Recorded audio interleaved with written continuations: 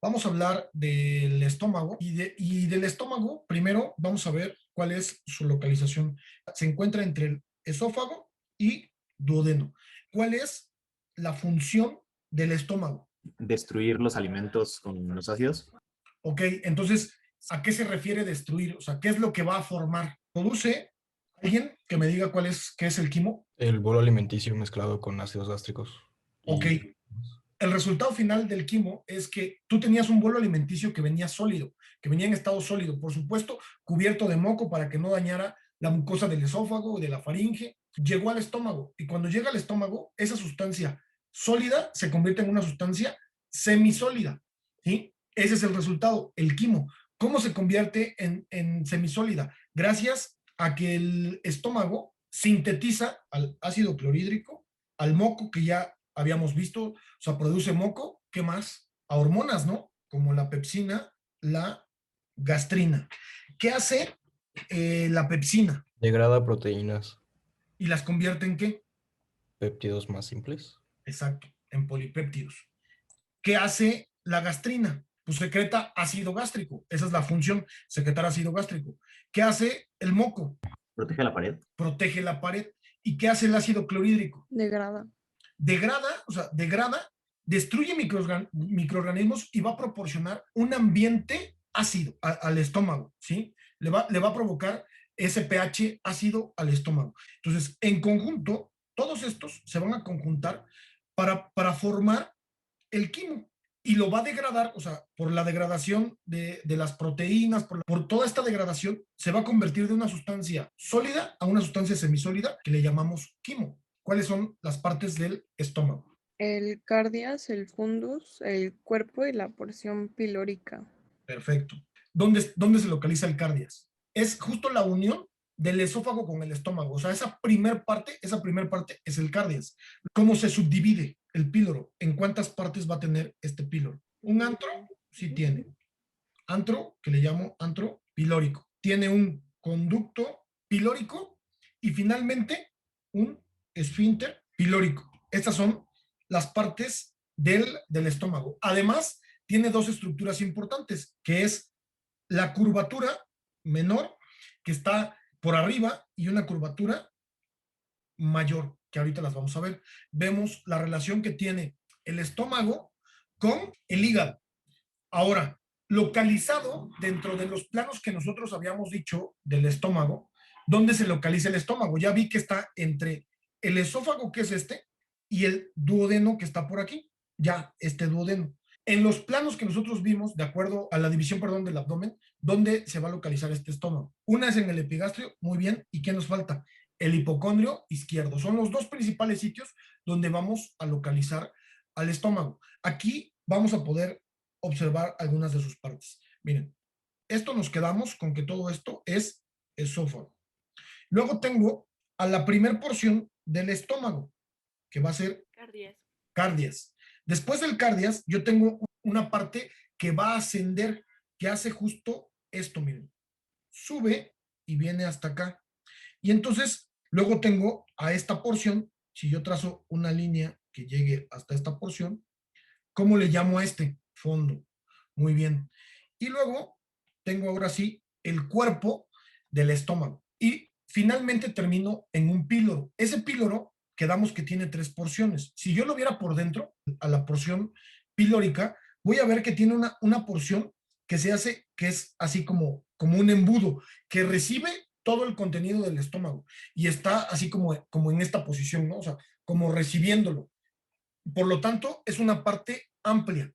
Después de esa parte amplia, viene una parte que se hace un poquito más estrecha, ¿sí? Entonces, a esto le llamo antro, a esto que se hizo estrecho y que únicamente va a conducir el alimento, le llamo conducto pilórico. Y finalmente, voy a tener aquí una porción que decide si el contenido del estómago pasa o no pasa al duodeno, que sería ¿quién? El esfínter. El esfínter. Entonces, estas tres, esto y esto, me forman al píloro. Estas son las principales partes del estómago. Hay que tener en cuenta dos estructuras que nos están faltando aquí. Una es la curvatura menor, la pongo punteada en negro, esta curvatura menor. ¿Y por qué es importante la curvatura menor? ¿Qué se desprende de la curvatura menor del estómago? ¿El aumento menor? El aumento menor. Cuando llego al duodeno, aquí voy a tener a un ligamento que va del duodeno al hígado.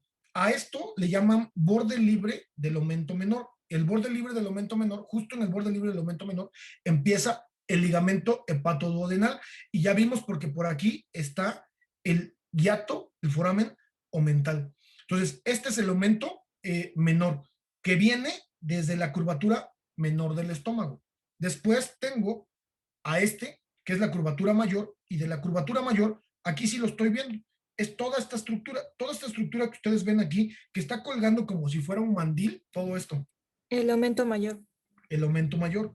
Y justo aquí quedaría la zona del foramen omental o también foramen de Winslow, que comunica la cavidad del aumento menor con el aumento mayor, algo que le llamo transcavidad de los epiplones, que ya lo vimos, peritoneo. Sí, ciertamente. Entonces, acuérdense que cuando hablamos de las formaciones de peritoneo, el peritoneo nos da esto, que se llama aumentos, da un aumento menor y da un aumento mayor. Otra de las formaciones de peritoneo son ligamentos que sostienen, que se encuentran entre una víscera y otra y permiten que estén estas dos vísceras sosteniéndose. En este caso, el hígado y el duodeno. Por eso este ligamento se llama ligamento hepatoduodenal. Cuando nosotros veíamos el foramen omental, decíamos, este foramen omental tiene un límite superior, que es el lóbulo caudado del hígado. Tiene un límite inferior, o sea, estaría un poquito más hacia acá estaría. ¿Por qué?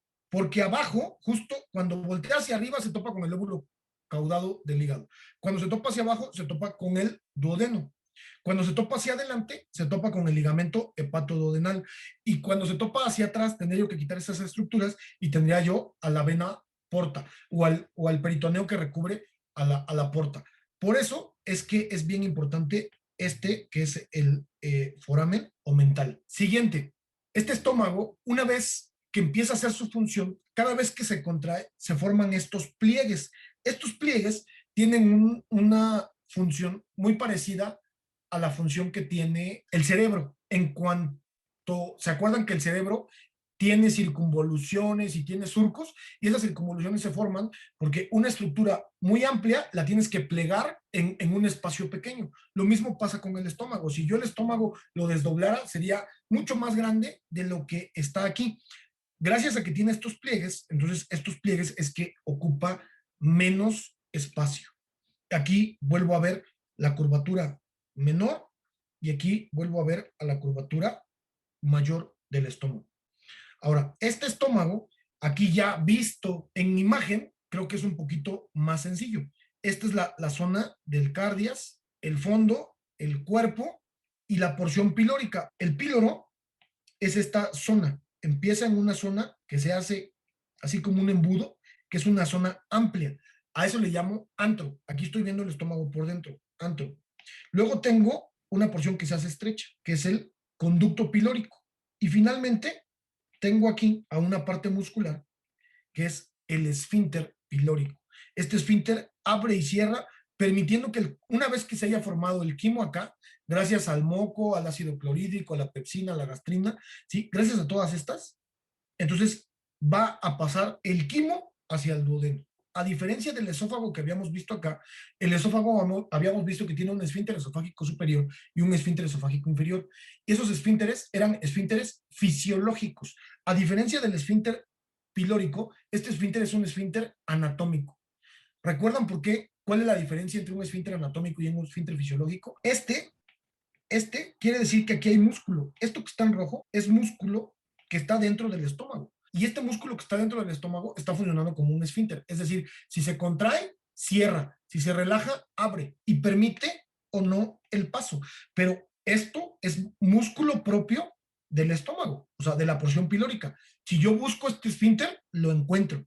¿Por qué? Porque pertenece al estómago. O sea, yo abro el estómago y lo voy a topar. Si yo abro el esófago, yo les pregunto, si yo abro el esófago y veo y quiero buscar el esfínter esofágico superior o inferior, dentro del esófago, ¿lo voy a encontrar? No, porque son fisiológicos, ¿no? Lo que lo está provocando, o sea, ese cierre o apertura lo están provocando estructuras adyacentes al esófago. Por ejemplo, en el caso del esfínter esofágico superior, era el músculo cricofaringio. Funcionaba, o sea, presionando o relajándose para permitir el paso no. En el caso del esfínter esofágico inferior, funcionaba el hiato esofágico, o sea, cuando pasa por el diafragma. Quiere decir que si yo me meto anatómicamente, aquí no va a haber un esfínter, va a haber por fuera algo que esté haciendo esa función de esfínter. Esa es la diferencia entre esfínter anatómico y esfínter fisiológico. En conclusión, si yo abro un órgano y veo un músculo que se contrae y que se relaja para permitir el paso, no, ese es un esfínter anatómico. Si yo abro el órgano y no hay algo, o sea, no hay un músculo como tal que abra y cierra, entonces es fisiológico. Ya que tenemos bien claro cómo está este estómago y cuáles son sus partes, ahora vemos que este estómago está en el epigastrio y en el hipocondrio izquierdo. Esto es donde mayormente vamos a encontrar al estómago. Vean, curvatura menor, la curvatura menor, y aquí vemos de la curvatura menor, vean, esto es el aumento menor. Y esto, que incluso lo ven de otro color porque ya lo ven más blanquecino, es ¿quién? El ligamento hepatoduodenal. Los ligamentos o sea, los ligamentos en general, los repliegues, quedamos que tienen una característica. ¿Para qué me sirven además de sostener a los órganos? ¿Son conducto de estructuras que van adentro?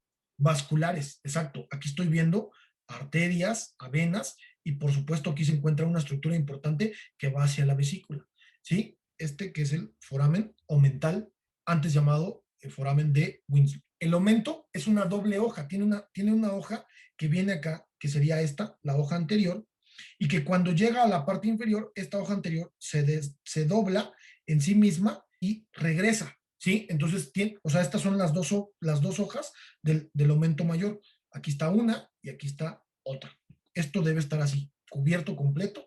Este es el aumento mayor. Lo más importante que vamos a tener respecto al estómago, dado que nosotros vivimos en una población que tiene el primer lugar en obesidad, tanto infantil como en adultos, se vuelve un problema de salud pública tremendo.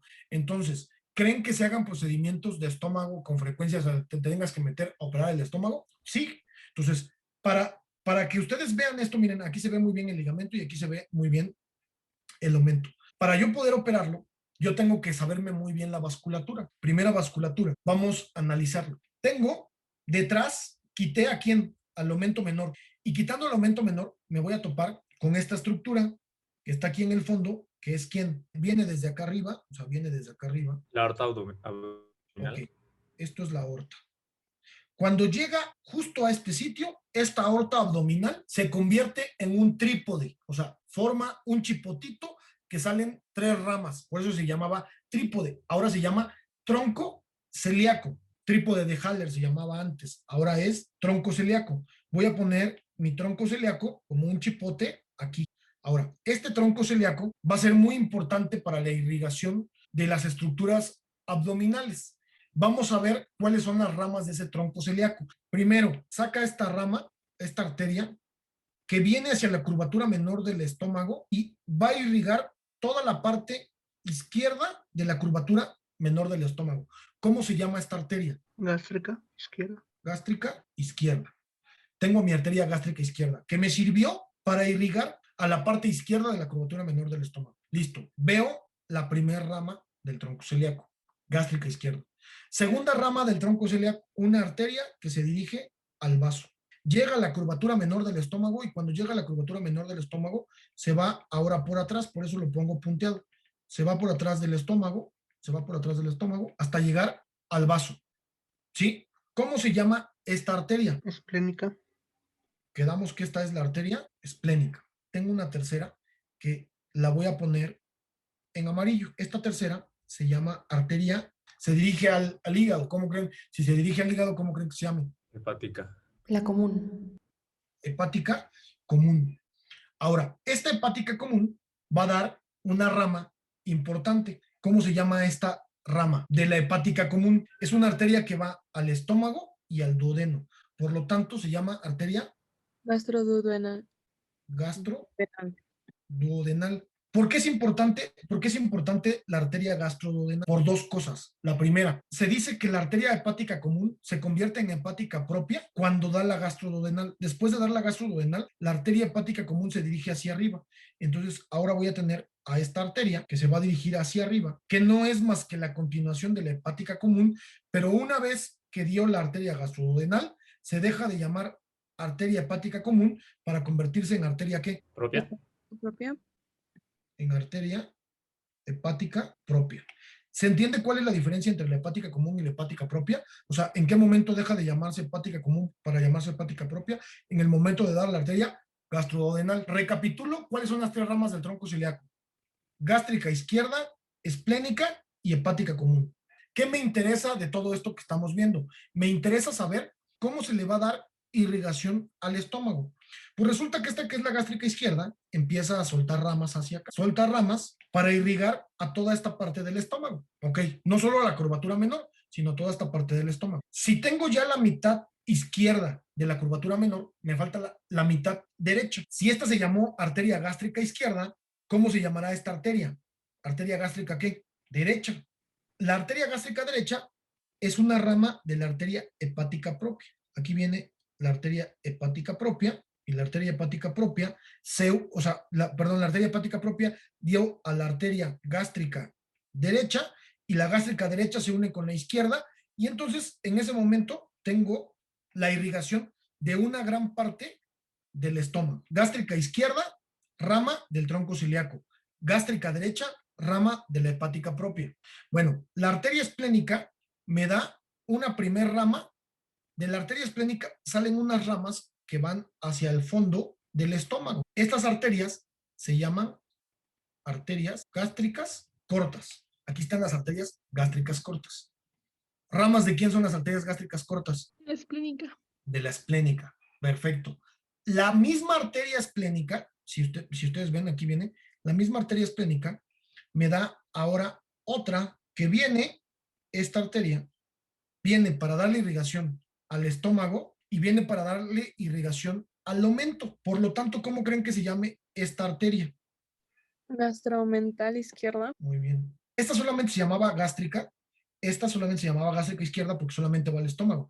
Pero esta se llama gastromental porque va al estómago y al duodeno. Aquí veo como unas ramas salen hacia abajo y otras salen hacia arriba. Entonces, gastromental izquierda. ¿De quién es rama la gastromental izquierda? De la esplénica.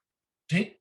¿De quién es rama las arterias gástricas cortas?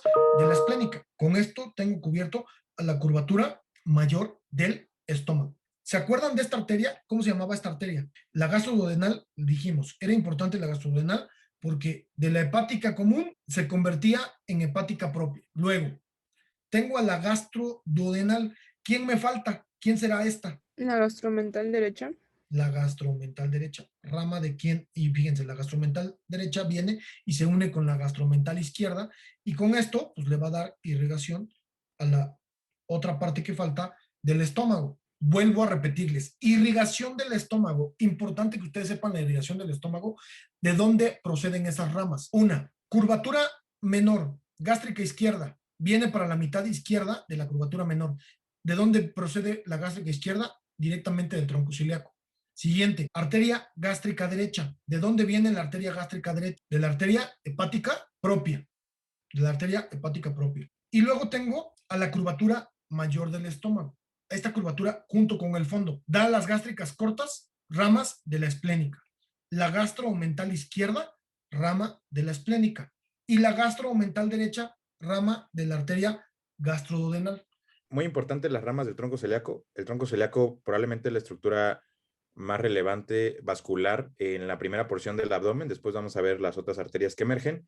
La gástrica izquierda también tiene implicaciones en las cirugías bariátricas que ya comentamos un poquito en cuando vimos las cirugías para evitar el reflujo, y también las arterias que van a estar irrigando las cortas, las que van a salir de la arteria esplénica, porque esas arterias, cuando están haciendo cirugías que tienen que ver con el fondo del estómago, las debemos de identificar para evitar seccionarlas y que exista un sangrado importante. Entonces, esas son arterias bastante relevantes. Realmente, en cuanto a la oclusión de esas arterias o que se tapen, es poco frecuente por justo toda esta circulación colateral que les está explicando el doctor. O sea, prácticamente es como un arco que rodea al estómago. Más bien la implicación que tienen ahí es principalmente en sangrados. Como bien decía Rodrigo, ¿qué deben conocer de aquí? ¿Cómo está irrigado? Porque el principal problema va a ser el sangrado. Ahora les pregunto, ¿el paciente se puede morir de un sangrado de acá? ¿Sí o no? Si estamos hablando que prácticamente todas las ramas que van a cubrir al estómago, pues vienen de la aorta, tiene una presión altísima, la aorta. Entonces, por supuesto que pone en riesgo la vida del paciente. ¿Queda claro o no queda claro? Somos el primer lugar en obesidad en México, en niños y en adultos. Se hacen muchísimos procedimientos de abdomen, mangas gástricas, bypass gástrico, se hacen un montón. No solo, entonces, esto no solo nos obliga a conocer la anatomía normal, cómo está dado o cómo está irrigado el estómago. Nos obliga a conocer cuáles son las principales variantes del tronco celíaco. ¿Por qué? Si yo conozco las principales variantes, me va a evitar que caiga yo en una iatrogenia o en un error médico por falta de conocimiento, por no saber que tal vez no va a estar irrigado como el libro no lo dice, o sea, como viene acá, va a tener una irrigación diferente. De acuerdo al sistema venoso, esto es algo muy sencillo, porque las mismas arterias, si ya se aprendieron las arterias, las venas son exactamente lo mismo, solo que tenemos que tener una consideración especial. Atrás del cuello del páncreas se forma una vena que es la vena porta. Miren, yo la voy a poner aquí encima, pero en realidad pasa por atrás. Esta es la porta. La pregunta del millón es, ¿cómo se forma la porta? Se forma de dos estructuras. De esta, que es la vena mesentérica superior, que viene aquí, la voy a poner con fines didácticos, la voy a poner aquí así. ¿No? Esta es la vena mesentérica superior. Y esta, que viene aquí, es la esplénica. Entonces, la pregunta es, ¿cómo se forma la vena porta? Se forma por la unión de la vena esplénica con la vena mesentérica superior. Ahora, yo les dije, hay vena gástrica izquierda y hay vena gástrica derecha. Hay vena gastromental derecha y hay gastromental izquierda. Solo tenemos que ver ahora a dónde drenan. Fíjense, tanto la vena gástrica derecha como la gástrica izquierda van a drenar. ¿Qué les queda en corto a estas dos? La porta. Las arterias de la curvatura menor, gástrica derecha y gástrica izquierda, drenan a la porta. Las venas gástricas cortas, pues, ¿a dónde drenarán? ¿Qué les queda cerca? Pues la esplénica. Entonces las gástricas cortas van a esta, que es la esplénica, las venas gástricas cortas. La vena gastromental derecha, ¿a dónde va? Pues a la esplénica. Y la gastromental, perdón, esta es la gastromental izquierda y la gastromental derecha, ¿a dónde se dirigirá? A esta, que es la mesentérica superior. Entonces, lo único que tenemos que saber es a dónde drenan. Vuelvo a repetirles, gástrica derecha y gástrica izquierda, a la porta. Gástricas cortas a la esplénica. Gastromental izquierda, a la esplénica. Y la gastromental derecha, a la mesentérica superior. Punto. Ese es el drenaje venoso del estómago. Vamos a procedimientos. Si quedamos que el estómago tiene una capacidad gástrica que puede ir aumentando. O sea, entre más aumento de peso y más le meto al estómago, la capacidad gástrica va aumentando y aumentando y aumentando. Quizá un ejemplo característico es este video. Este es un video con vísceras normales. Aquí está, o sea, estos son vísceras de humano y aquí tengo a la tráquea, al corazón, a los pulmones y este que está aquí es el estómago. Esta es una técnica que se llama insuflación. Al estómago, como le hemos metido tanto aire, porque hemos estado insuflando y insuflando, insuflando el estómago, hagan de cuenta que es como si le estuviéramos metiendo comida y comida y comida. La capacidad gástrica de este estómago es impresionante, ¿sí? Es impresionante. Ahí metimos, a través del esófago, estamos metiendo aire. Vean el estómago. Estos son los intestinos delgados. Todo eso es el estómago. Nosotros aumentamos la capacidad gástrica porque estuvimos metiéndole muchísimo aire, gracias a las características de la capa, de las capas musculares que tiene esa capacidad de distenderse. Lo mismo pasaría en la vida real si alguien se está come y come y come, aumenta la capacidad gástrica. Entre más capacidad gástrica tengas, ¿en qué me va a afectar que yo tenga mucho mayor capacidad gástrica? Pues resulta que el estómago actúa de la siguiente manera. Yo tengo aquí comida que va cayendo. Esta comida que va cayendo va llenando el estómago y cuando llega al fondo gástrico, le llega a mi cerebro una notificación de saciedad y le dice, ya hasta aquí, ya no necesitas comer más y llega la saciedad. Cuando yo aumento la capacidad gástrica, pues la saciedad va a llegar después de, si yo tenía una sensación gástrica con 2 tacos de carnitas y empiezo a aumentarle y empiezo a aumentarle, pues después de 10 tacos, entonces me va a llegar la sensación de saciedad. Y esto puede ir aumentando y aumentando y aumentando y podemos tener resultados pues abismales en cuanto al estómago. ¿Qué se hace para resolver esto? Métodos invasivos y métodos no invasivos. Aquí tenemos un método no invasivo. Esto se llama balón gástrico. ¿Qué haces con un balón gástrico? Pues esto lo metes desinflado y ya que llegó al estómago, lo inflas, ¿no? Y le puedes poner 600 mililitros, 700, 1 litro, lo que tú quieras. ¿Cuál es la idea? Reducir la capacidad del estómago para que cuando entra el alimento ya no le quepa tanto e inmediatamente me llegue la señal de saciedad. Segunda, hacer una manga gástrica. ¿Cómo se hace una manga gástrica? Las mangas gástricas, pues en la curvatura mayor del estómago haces una sutura. Esto se puede hacer con suturas o bien se puede hacer con grapas y te dicen, te engraparon el estómago. Sí, también le hicieron sutura y al final este estómago que estaba de este tamaño terminó siendo de este tamaño. Lo que se hace, o sea, como el gol estándar de todas estas, que es el más efectivo, pero también el más riesgoso, es algo que le llamo bypass gástrico. Este bypass gástrico es una unión que se le da, fíjense, ¿qué le falta al estómago aquí? El fondo. El fondo, este sería el fondo. Vean el fondo, ¿dónde terminó? El fondo está aquí. Este fondo se cortó. Se corta y se une con el duodeno. El alimento, fíjense, el alimento viene acá, viene por acá, por el esófago, y en vez de caer y tener toda esta capacidad gástrica, ¿ahora qué?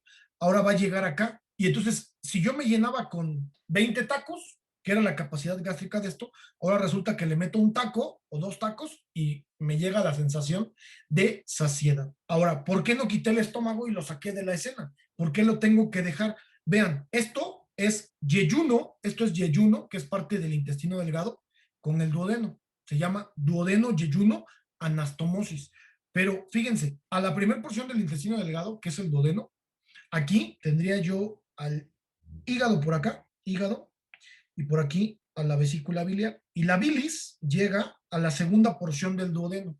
Esta bilis es importante para la degradación de los lípidos. Entonces, ojo, yo no puedo quitar el estómago y lo tengo que dejar y cancelar aquí y cerrar. Esto lo dejo para que me haga la función de capacidad gástrica. Pero todo este sistema lo tengo que dejar y reconectar aquí abajo porque tiene que seguirse segregando pepsina, gastrina, ácido clorhídrico y se tiene que combinar con la bilis. Porque si no, el alimento cuando llegue acá no se va a poder degradar. Tengo que hacer que se degrade. Se va a degradar gracias a todos estos productos. Por eso se deja de esta manera. Para que el ácido clorhídrico, la pepsina hagan efecto acá y puedas tener una absorción intestinal adecuada. No la vas a tener al 100%, pero vas a tener una absorción. Si yo no tengo una buena absorción intestinal, lo que va a pasar con este paciente es que va a tener una mala absorción y entonces no se le van a absorber carbohidratos, no se le van a absorber lípidos, no se le van a absorber vitaminas. Ese paciente va a empezar a bajar de peso, ¿sí? Y va a terminar muriéndose como si fuera una anorexia. ¿Por qué? Por falta de nutrimentos. Por eso necesito asegurar una absorción. Para asegurar la absorción intestinal es que se deja todo esto y se hace esta Y. De hecho, en instituciones públicas ahora es obligatorio el que hagan una valoración psiquiátrica. O sea, si un paciente no pasa una valoración psiquiátrica, no le van a hacer el bypass gástrico, porque una historia que nos pasó a nosotros fue que un paciente se le hizo el bypass gástrico, empezó a bajar de peso, muy bien, iba muy bien, y de repente, en esa época, todavía no estaba obligatorio que pasaran la valoración psiquiátrica. Entonces, el paciente empieza a subir de peso, no te explicas, dices, bueno, tiene un estómago de este tamaño, ¿cómo es que está subiendo de peso? Bueno, pues el paciente tenía un trastorno psiquiátrico de comer compulsivamente, y como se le antojaban muchas cosas y no podía comer, entonces empezó a mezclar galletas Oreo con carne, o sea, imagínense que si tu capacidad es de 300 mililitros, pero a esos 300 mililitros está combinado carne, galletas, o sea, lo que ustedes se puedan imaginar, lo molía y se lo tomaba. Por supuesto que no tenía una capacidad gástrica amplia, pero le metía un contenido calórico pues tremendo, que empezó a aumentar de peso. Por eso se volvieron obligatorios las valoraciones psiquiátricas. Y como dice Rodrigo, un paciente sometido a un bypass gástrico tiene que tener un apoyo psicológico, un apoyo psiquiátrico, tiene que tener un apoyo nutricional y, por supuesto, el equipo quirúrgico, ¿no? O sea, no es algo complejo y estás hablando de grupos multidisciplinarios para hacer todo esto. ¿Qué otra cosa que puede afectar al estómago? Empezando de lo más simple, que creo que lo hablamos la clase pasada, pues es gastritis, ¿no? O sea, hay alimentos que favorecen la producción de ácido gástrico. ¿Cómo qué alimentos favorecen la producción de ácido gástrico? Picantes, bueno, picantes, refrescos, café, chocolate, ¿no? Estos, y por supuesto, altos contenidos en grasa. Todos aquellos que tienen alto contenido en grasa generan mayor producción de ácido gástrico. Esto hace que la mucosa del estómago se inflame, produciéndome algo que se llama gastritis, ¿no? Esa gastritis pues puede ser un problema porque puede refluir hacia el esófago y ya vimos el reflujo gastroesofágico, ya hablamos de él. O bien se puede ir hacia acá, hacia el duodeno. Y entonces, si yo no modifico mi estilo de vida y no cambio la alimentación que está basada en refrescos, en café, en mucho picante, y además le agrego que tengo obesidad, y la obesidad por sí misma es un estímulo para la producción de ácido. ¿Por qué? Porque imagínense que yo aquí, que este es mi estómago, y si este estómago que yo tengo aquí le aumento grasa, esta grasa aprieta el estómago. Apretarlo es un estímulo suficiente para que empiece a generar más. Por lo tanto, la obesidad es una parte fundamental. Ahora, si esto evoluciona, de repente se hace aquí algo que se llama úlcera gástrica. Esa úlcera se puede perforar, y el perforarse, ahora sí estamos hablando de problemas mayores, porque la comunicación que tiene el estómago, ahora sí va a ser importante. Hacia atrás del estómago va a tener una comunicación con el páncreas. Hacia acá tiene una comunicación con el duodeno. Donde le dé al duodeno o al páncreas, eso se vuelve un problema mayúsculo. Ahora, una persona con una úlcera puede estar tirando sangre por ahí, ¿no? O sea, y puede ser que el sangrado sea pequeño, o sea, que tire una gota y a las 2 horas tire otra gota y por ahí se esté. Y entonces, o puede ser una úlcera con un sangrado profuso. Consecuencias de esto, que el paciente esté anémico, pues con adinamia, que no quiera comer, que todo el tiempo tenga sueño. ¿Por qué? Porque se está desangrando poco a poco. Generalmente no es un sangrado profuso, generalmente es poco a poco. Hay que resolver, pues por supuesto, este problema. Hay que resolver el problema y evitar que se vaya el problema al duodeno o que se vaya al esófago, porque ya vimos lo que puede pasar en el esófago. No sé si hasta aquí hay dudas. Entonces, si dejamos evolucionar una gastritis, nos puede llevar a una úlcera. Y la úlcera, con todas las complicaciones que vengan de ahí. Que en los sangrados, o sea, de estómago, a veces, o una, lo pueden vomitar, o dos, o sea, se va, pues, cuando defecan. Entonces, esto es muy, pues, característico que nos digan los pacientitos de que no, es que mi popó, o sea, está como rara y huele muy feo. Y ya, o sea, conforme lo vas preguntando, igual, o sea, toda su historia clínica y las características de la popó, o sea, podemos saber, o sea, si es un sangrado, o sea, de estómago o de un poquito más abajo, o sea, digamos que qué tan fresca está la sangre, o sea, eso nos orienta en dónde está el sangrado. Sí, tienes toda la razón. Cuando se combina, ojo, cuando se combina pepsina, gastrina, ácido clorhídrico y sangre, me dan un resultado y se mezclan en el estómago, porque acuérdense que hay una mezcla que se hace, o sea, el estómago sirve para que todo eso se mezcle y forme el quimo. Cuando se mezcla y logra irse hacia el intestino delgado, hacia el intestino grueso y pasa por todo eso y se defeca, a eso se le llama melena. Eso es completamente fétido. Las heces fecales, pues como van combinadas con sangre, así como si fuera vino tinto, ¿no? Pero además el olor es característico. El día que ustedes huelan una melena, nunca se les va a olvidar que es una melena porque realmente tiene un olor muy, muy característico. Y como dice Florencia, nos ayuda a distinguir el sangrado de tubo digestivo alto del sangrado de tubo digestivo bajo, que más adelante vamos a ver cuál es el punto en donde yo puedo decir, este paciente tiene un sangrado de tubo digestivo bajo o un sangrado de tubo digestivo alto.